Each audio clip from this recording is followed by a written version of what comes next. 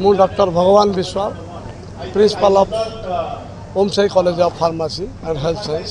Sir आज वार्षिक उत्सव होची सर कोन होची कार्यक्रम आज आमर वार्षिक उत्सव आम कॉलेज कैंपस रे अनुष्ठित हो जाइए। माननीय अतिथिवृंद doctor Rojaramani madam controller OHS आज प्रेजेंट अच्छा ये SC medical college pharmacy wing head doctor Saroj Chaudhary से भी उपस्थित अच्छा। आमर ADC assistant drug controller of southern zone Odisha Ganjam doctor Debashish कालो सार से भी आज उपस्थित अच्छा। आमर royal college professor doctor Anjan Kumar Mahapatra सी भी आज ये उपस्थित अच्छा। अन्यान्य अतिथिगण समस्त उपस्थित अच्छा।